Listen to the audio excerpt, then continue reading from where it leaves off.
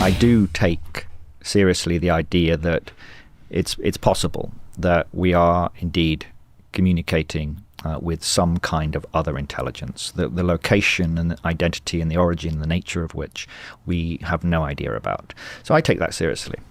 So then the question arises as well, what do we do about that?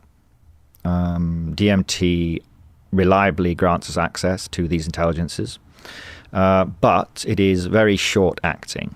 It's 5 minutes, in the space. You go up this roller coaster phase, you burst through this breakthrough phase into this strange, very strange domain with these intelligences, and then suddenly, maybe just a few minutes later, it might just be 3, 4, 5 minutes later, you're being dragged back out again. Just as the state is starting to stabilize and you're starting to perhaps establish communication with these entities, you're being dragged back out. So it's not conducive to establishing stable two-way communication with whatever beings are in there, for actually studying the space, studying these intelligences, developing some kind of relationship with these intelligences to really learn about who the fuck they are. Again, if you take these intelligences seriously and you want to establish communication with them, you want to understand them, you want to know where they're from and what's the relationship between us and them, you have to stop treating DMT like a drug. Treat it like a technology that you develop. It's kind of an important cognitive shift.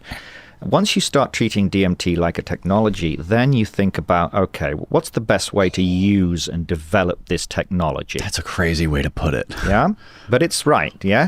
Because then you free yourself from the idea that this is a drug. And you think, okay, this is a technology for entering this alternate reality model, this alternate world filled with these beings. How do we develop this technology? How do we improve upon methods of administration and utilization of this molecule?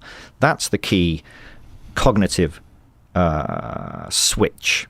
And so, that switch happened to me, and I thought, okay, let's think about how we can improve this technology. So DMT is a fascinating molecule for many reasons, not just in terms of its effects, but also it has these what I call pharmacological peculiarities. Unlike the other classic psychedelics, it's, as we said, very short acting, which is for most people merciful. Most people, 5-10 minutes in that space, quite enough. Thank you very much. Quite enough. But as I said, for extended journeying in that space, to give you more time to interact with these beings and study the space, to map the space, to look at the geometry and the topology and the dynamics of this space, you need more time. So how do we extend the time? Well, DMT, it's short acting. It doesn't seem to have subjective tolerance. It's completely non-toxic, it seems. What do you mean? Can you expand on the subjective tolerance part of it? Yeah, so Rick Strassman, of course, did the largest study of DMT in humans in the 90s. He was jumping through a lot of fucking hoops to do this work. No one was doing this work before him. With the end of the psychedelic dark ages, in a way, and certainly in terms of academic study in humans, no one was doing it. So he had to go through, a lot of bureaucracy and permits and licenses and convincing the relevant authorities that they should allow him to do this study with DMT. And he made it as boring as possible. His proposal, I'm going to measure blood pressure, I'm going to measure skin conductance, I'm going to measure heart rate. It's like, didn't he do it for schizophrenia? And didn't he get the funding from the war on drugs or something? He got, I can't tell you where he got the funding from, but it wouldn't surprise me, right? That they might fund something as dull, and uninteresting as that. But of course, what came out of it was all these trip reports, and became part of his book, DMT, the Spirit Molecule. So that was the real purpose of this study. But of course, he didn't tell them that. Genius. Oh yeah, absolute genius. But one of the, as well as simply, so he had 60 volunteers. He injected them with bolus DMT, which means the injection all in at once or within 30 seconds. So a normal DMT trip, basically, they go into the space, they're there for a few minutes, and they come back out again. Standard stuff. But one study that he did was to look at the subjective tolerance. So if you take something like LSD, if you take LSD on day one and have your your LSD trip, let's say 100 micrograms. If you take the same dose the next day, you will have a much more kind of diminished experience. So Right. there's subjective tolerance there. And there's Okay. a number of mechanisms that's going on in the brain why that's the case, but that's what you see. It's So like a tolerance. yeah, exactly. Tolerance. The reason we say subjective tolerance is tolerance to the effects. When you measure the intensity of the effects in the individual, they are diminished over time. Now, Rick Strassman wanted to test whether that was still the case with DMT. So if he injected someone with DMT and then he measured the intensity of the effects using his hallucinogen rating scale, and then injected them again 30 minutes later, what is the intensity of the effects? Does it go down? And he found that it didn't. It didn't go down. The intensity of the effects remained the same no matter how many times he injected them with DMT, which is kind of fascinating. But what that in itself, it's an interesting scientific result, and it's another one of these interesting pharmacological peculiarities of DMT. Is it has this particular characteristic, but to me, this suggested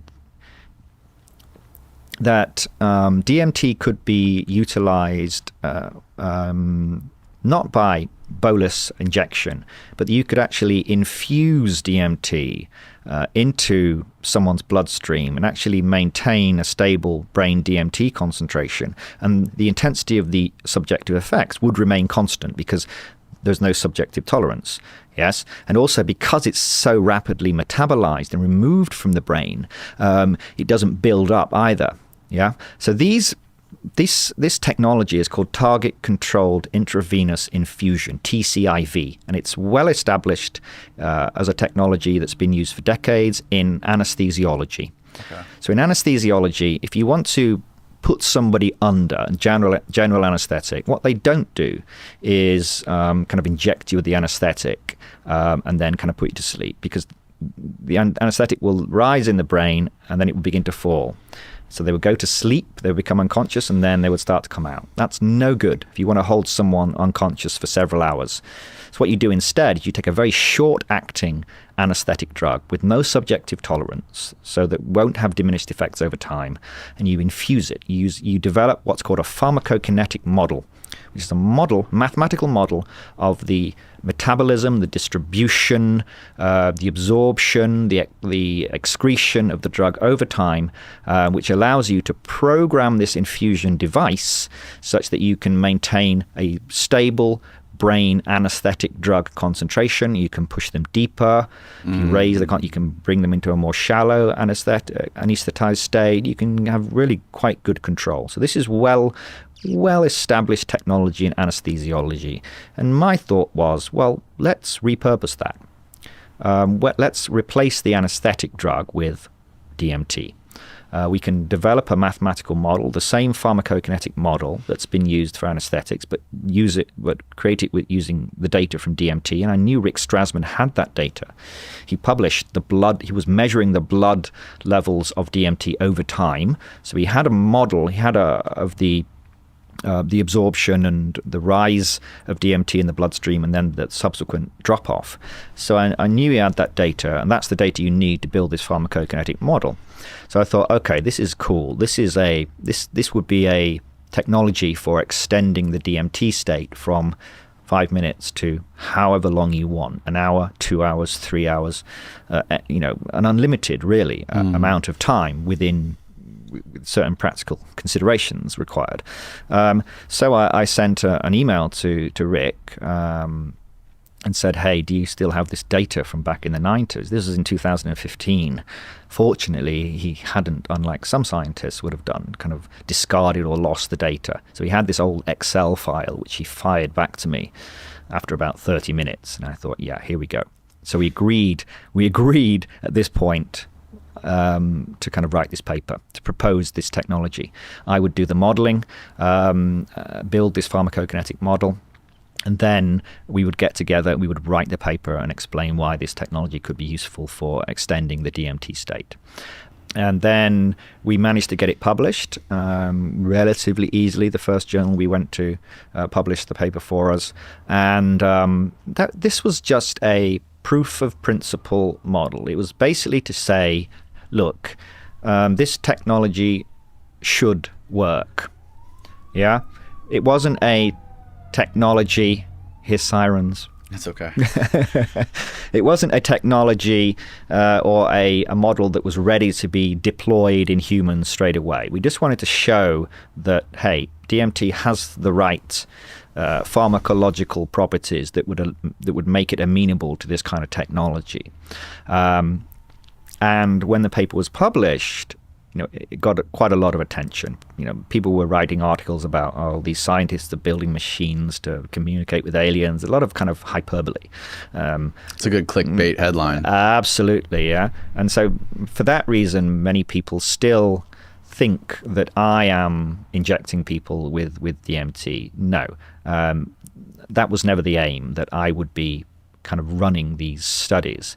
All I wanted to do was plant that seed in the scientific consciousness, so to speak, and get people to notice it and to pick it up. And they did. So the Imperial College team were certainly of the academic institutions were the first to really run with this idea. And they improved upon the model. The model I produced wasn't by any stretch of the imagination a perfect model. It wasn't ready to go into humans. It was a back-of-the-envelope kind of model, proof of principle model. So the Imperial team spent time recruiting, pharmacokineticists, pharmacologists to actually get a really good model ready that would allow them to do this in humans. And they were successful, and they recruited maybe 2 or 3 years ago, they recruited a small number of volunteers for a pilot project. I think there was 11 people in this pilot study, and were successful. They published this paper very recently in the last few months, and demonstrated that it works. They can stabilize this DMT state in this study for 30 minutes. 30 minutes, and it was tolerable. These people weren't freaking out. They weren't going mad. Their anxiety levels peaked at the start of the experience and then settled back down to kind of pre-dose levels, right? So these were very comfortable in the space. Their heart rate, again, same deal, blood pressure, etc. They were dealing with it very well. They were experienced DMT users, by the way. You didn't pull people from the street who've never taken DMT before and say, hey, let me infuse you. Nothing like that. That would be absurd, of course. But yeah, it was completely safe, completely tolerable. There's a group in Basel now, in Switzerland, who have extended it to 90 minutes. And they just published their paper on this. And again, able to stabilize the experience for 90 minutes at several dose levels. So you can have a light experience, or you can push it right through to kind of breakthrough levels. The same kind of level brain concentration as you would get by taking, a couple of lungfuls of pure DMT vapor. So real proper DMT, serious DMT experiences, but extended and controllable in real time.